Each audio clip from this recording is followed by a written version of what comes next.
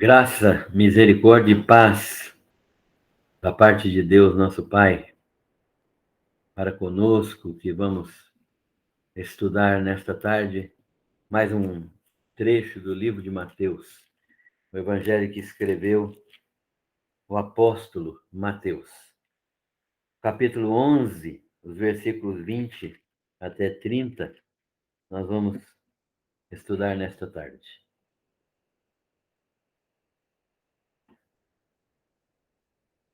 Mateus 11, 20 a 30. O texto diz o seguinte: Passou então Jesus a increpar as cidades nas quais ele operara numerosos milagres, pelo fato de não se terem arrependido.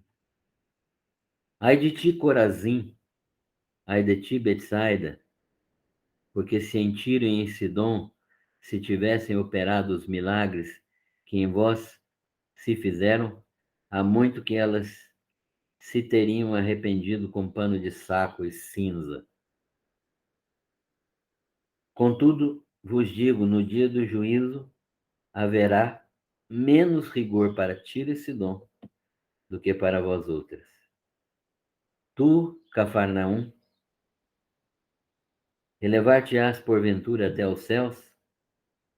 Descerás até o inferno, porque se em Sodoma se tivessem operado os milagres que em ti se fizeram, teria ela permanecido até o dia de hoje. Digo-vos, porém, que menos rigor haverá no dia do juízo para com a terra de Sodoma do que para contigo. Por aquele tempo, exclamou Jesus, graças te dou do céu e da terra, porque ocultaste estas coisas aos sábios e instruídos e as revelaste aos pequeninos. Sim, ó Pai, porque assim foi do teu agrado. Tudo me foi entregue por meu Pai. Ninguém conhece o Filho senão o Pai, e ninguém conhece o Pai senão o Filho, e aquele a quem o Filho o quiser revelar. Vinde a mim, todos os que estáis cansados e sobrecarregados, e eu vos aliviarei. Tomai sobre vós o meu jugo e aprendei de mim, porque sou manso e humilde de coração, e achareis descanso para a vossa alma, porque o meu jugo é suave e o meu fardo é leve. Amém. Vamos orar. Nosso Deus e nosso Pai, nós te agradecemos pela tua palavra lida, pela palavra de Jesus que Mateus registrou para nosso conhecimento, nossa edificação. Nós te agradecemos pela oportunidade de estudá-la e pedimos que todos aqueles que participarem possam ser abençoados por esta palavra. Ministra ao nosso coração pelo teu Santo Espírito. Nós pedimos e agradecemos. Em nome do Senhor Jesus. Amém. Irmãos, queridos, amigos que nos acompanham, estamos estudando o livro de Mateus, o Evangelho de Mateus, e esse evangelho é um evangelho que tem como prioridade demonstrar a divindade. Jesus Cristo é Deus, homem, e é descendente real da família real de Israel, Davi, da família de Davi. Ele é filho de Abraão, filho de Isaac, filho de Jacó, filho de Judá, filho dos patriarcas, então, e dele e ele descende de Davi, que para o qual Deus prometeu que nenhum dos seus filhos, nenhum dos seus que o seu trono, melhor dizendo, não seria passado a ninguém, que seria perpetuamente o trono dado à sua descendência. E Jesus é então o legítimo rei de Israel, porque ele é descendente de Davi. Mateus mostra isso, e Mateus mostra muitos milagres que Jesus fez, autenticando sua condição de rei, de Deus e de aquele que veio para salvar os pecadores, daquele que veio dar a sua vida em resgate de muitos. Jesus está pregando o evangelho do reino, anunciando a chegada do Messias. No começo do seu evangelho, ele prega a chegada do reino dos céus. Está anunciando nas cidades onde os discípulos já passaram esse evangelho, os discípulos passaram fazendo as obras que Jesus lhes autorizara a fazer. E Jesus sabe que está sendo rejeitado. Já há um início de rejeição nestas alturas aqui do seu ministério. Assim como João Batista também foi rejeitado, e então Jesus denuncia as cidades que mais foram influenciadas pelo seu ministério. Ele vai fazer uma increpação, significando isso que ele vai fazer uma denúncia, ele vai denunciar, ele vai fazer, vai lançar em rosto, vai fazer uma acusação contra estas cidades. Ele vai dizer a estas cidades o que elas deveriam fazer diante de tantos milagres que foram realizados nessas cidades. Essas 3 cidades foram as que mais tiveram oportunidades de ver o ministério de Jesus funcionando na Galileia. As cidades de Cafarnaum, de Corazim e de Betsaida, muito próximas uma da outra, cidades por onde Jesus passou, cidade de Pedro, André e Filipe, né? A cidade de Betsaida. Então, Jesus passou ali muito tempo, o centro do seu ministério foi a cidade de Cafarnaum. Portanto, ali ele realizou muitos milagres e aquelas cidades estavam endurecidas, não receberam Jesus como Messias. Então, Jesus fala contra elas, lança em rosto a sua dureza de coração. E a palavra de Jesus é uma palavra de condenação. Por quê? Porque ele operara ali muitos milagres. A operação de milagres tinha o objetivo não apenas de resolver problemas imediatos das pessoas, mas, sobretudo, de demonstrar o poder de Jesus Cristo como Filho de Deus. As oportunidades de ouvirem sua mensagem foram muitas naquelas cidades. Também eles não evidenciaram qualquer sinal de arrependimento. Então, Jesus fala dessas cidades porque eles não entenderam qual era o objetivo dos milagres de Jesus. Anunciar o reino, demonstrar sua origem celestial e comprovar a sua divindade, corroborada pelos sinais que ele realizou, né? As palavras de Jesus eram imprecatórias, né? Imprecatórias significa palavras que são pronunciadas contra o grupo por uma determinada situação, palavras acusadoras e palavras que rogam julgamento, juízo sobre aquelas cidades, sobre aquele grupo de pessoas, rogam o julgamento divino sobre aquelas cidades. Como que seria esse julgamento? Jesus está falando aqui de seus privilégios. Essas cidades tiveram privilégios. Então, o julgamento vai ser baseado nisso também. Eles tiveram mais privilégios do que outras cidades. Jesus está falando também de sua incredulidade. Apesar de tantos acontecimentos espetaculares, eles não creram. E Jesus está falando também de seu julgamento futuro, com maior rigor no dia do juízo, quando essas cidades corruptas, onde a mensagem não, não foi pregada, mas eles não aceitaram, essas cidades serão julgadas com mais severidade do que as cidades também corruptas, mas onde o evangelho não foi pregado. Tiro e Sidom e Sodom. A oração de Jesus ao Pai é uma oração para por ter revelado as misérias e os mistérios, melhor dizendo, os mistérios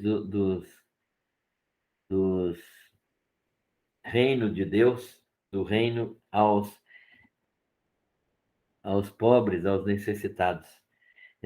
Aqueles que eram pequeninos é que receberam a manifestação do dom de Deus. Então, Jesus está dizendo que aquelas cidades foram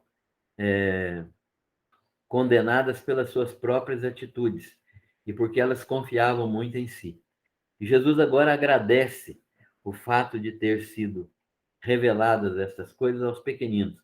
Quando Jesus fala aqui dos pequeninos, ele está dizendo daqueles que são seus discípulos, né? E que estão ouvindo a sua voz e que seguem a ele de uma maneira clara, de uma maneira constante. Jesus está dizendo, então, que são bem-aventurados aqueles pequeninos que estão recebendo revelação do Pai, ao passo que aqueles mais bem situados, mais orgulhosos, aqueles de coração endurecido das cidades que ele mencionou, não receberam esta revelação do Pai. Então, Jesus dá graças por causa disso. Jesus se coloca na posição de servo, filho de Deus, mas servo, em submissão ao Pai. Ele disse: graças te dou, ó Pai, Senhor dos céus e da terra. Jesus se coloca na posição de servo diante de Deus e realizando aquilo que Deus mandou que ele realizasse, né? E ele declara também, ele dá graças a Deus, se coloca na posição de servo e declara o total domínio e soberania de Deus. Ele é Senhor dos céus e da terra. Jesus Cristo está debaixo da soberania de Deus. Ele é Deus também, mas nesta circunstância, na administração do plano da salvação, Jesus se coloca como servo de Deus, que é também o nosso privilégio de sermos servos do Senhor. Terceiro, Jesus dá graças a Deus, declara seu domínio sobre todas as coisas e refere que Deus tem todo o conhecimento e realiza sua plena, perfeita e agradável vontade. Então, Deus realiza uma vontade dele que é soberana, mas que é boa, agradável e perfeita também. E, finalmente, ele declara sua missão.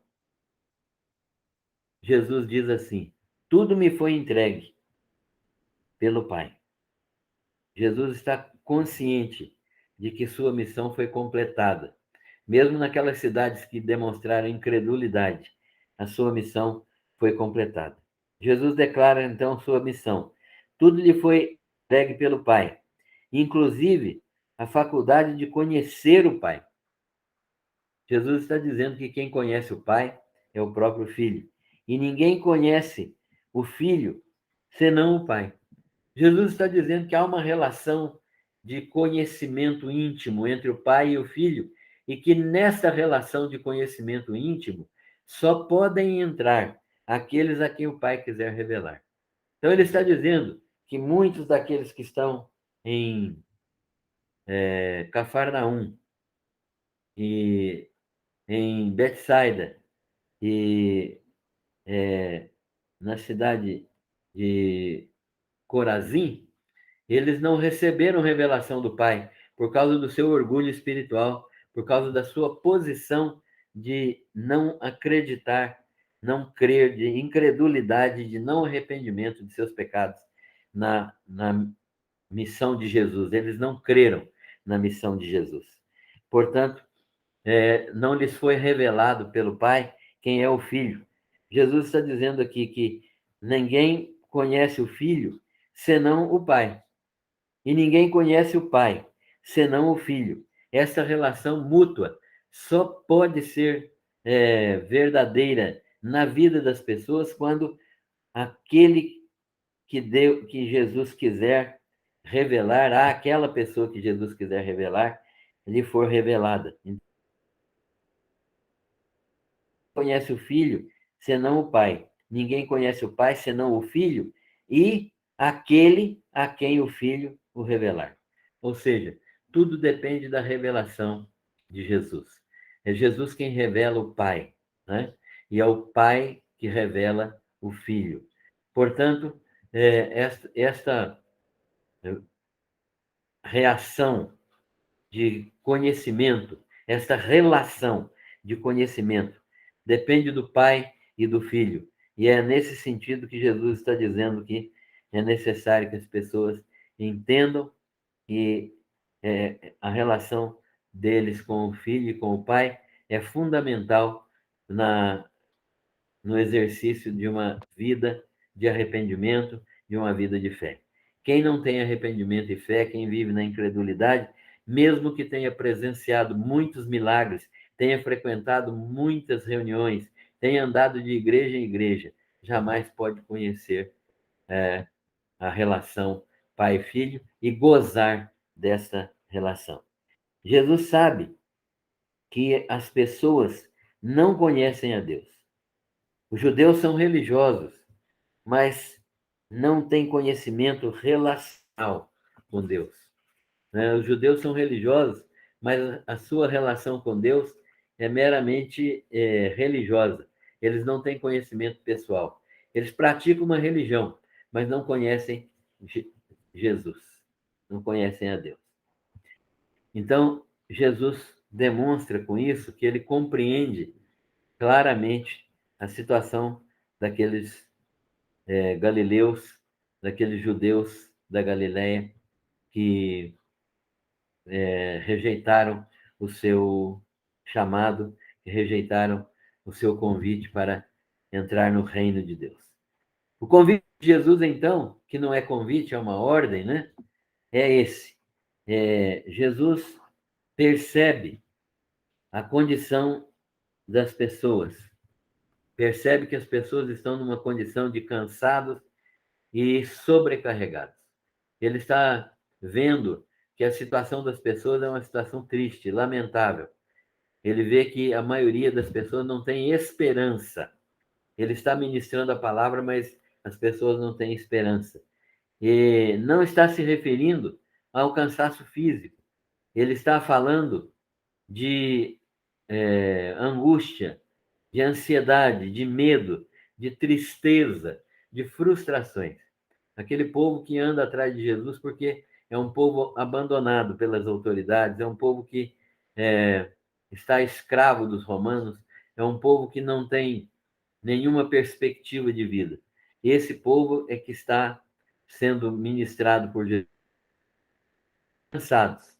Eles têm um cansaço grande de lutar sem encontrar saída, na mesmice angustiante de uma vida de pecados, de uma vida diariamente cheia de pecados.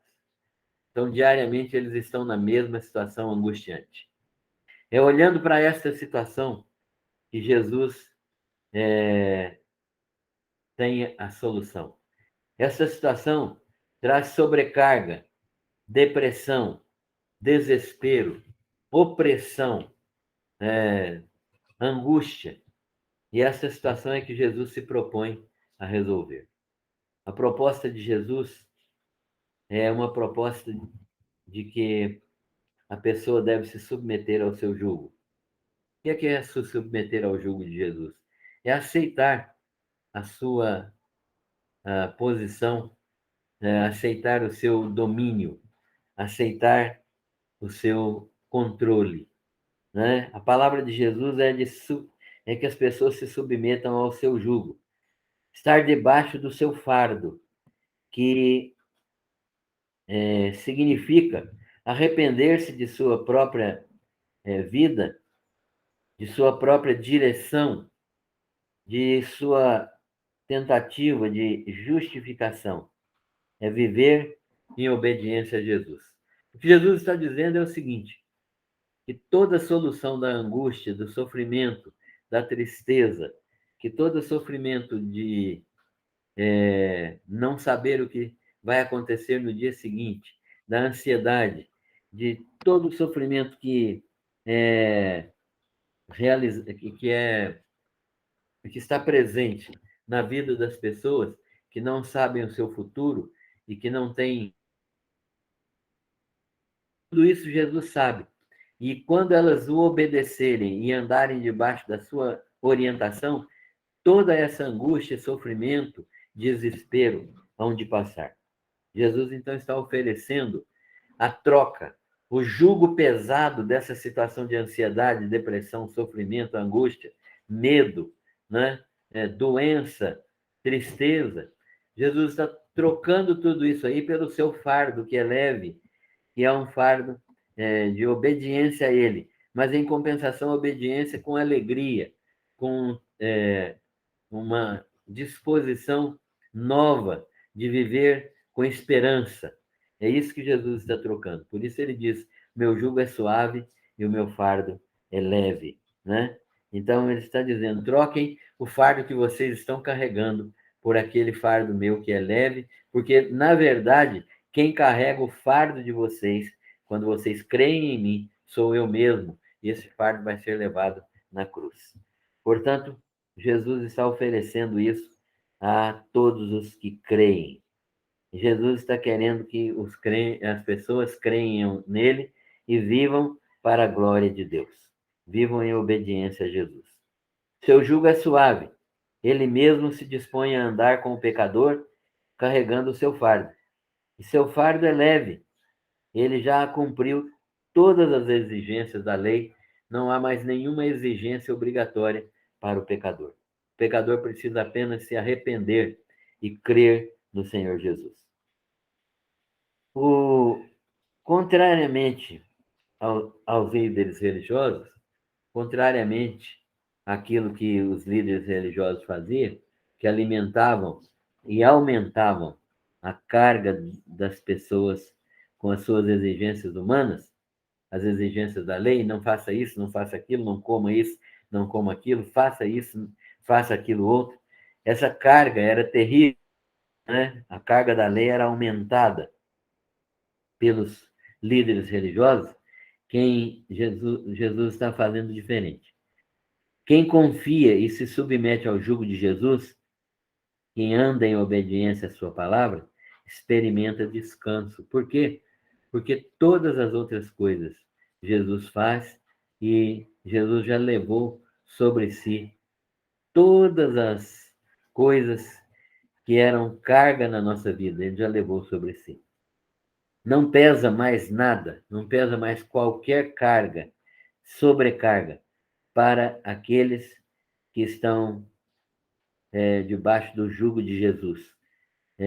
Não há mais qualquer angústia, não se impõe a manifestação de retidão exterior que não vem do coração convertido. Ou seja, aquela retidão exterior de um coração não convertido não é mais exigência, porque Jesus quer um coração convertido. Quando o coração está convertido a Ele, a retidão vai acontecer naturalmente e a vida vai mudar naturalmente. Jesus, então, está dizendo que Ele opera a transformação. Ele apresenta-nos o Pai, sua maravilhosa graça, e apresenta a transformação. O pecador é transformado em filho de Deus. O pecador é transformado em filho de Deus. Isso é o que Jesus está prometendo, né? Quando ele falou: o meu jugo é suave, o meu fardo é leve. Para refletir, para encerrar, o Evangelho exige uma tomada de de posição. Ele é uma palavra de vida ou de morte. As cidades que não receberam a palavra de Jesus, Jesus pronunciou palavras de condenação. Mas aqueles que são mansos e humildes e seguem a Jesus, são palavras de vida eterna. Mas o Evangelho propõe isso, palavra de condenação e palavra de vida eterna. Isso vai depender de como você vai entender este Evangelho do Senhor Jesus. Ou você crê em Jesus Cristo como Senhor e Salvador, ou você já está condenado. Quem crer, conforme diz Jesus, está salvo. Quem não crer, já está condenado. Você já tomou sua decisão? É bom dizer que a decisão já fez uma decisão, a decisão de não aceitar Jesus.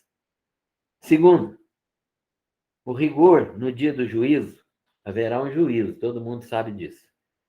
O rigor no dia do juízo será maior para aqueles que tiveram mais oportunidades de ouvir o Evangelho e que rejeitaram a palavra do Senhor. Qual é a sua posição agora diante do Evangelho? Você o aceita ou continua rejeitando? Terceiro, você não pode conhecer a decisão do seu coração se não receber Jesus, Deus como seu único Senhor e Jesus Cristo como seu Salvador. Ninguém pode conhecer a Deus se não conhecer a Jesus. E Jesus Cristo é aquele que conhece o Pai e nos revela o Pai.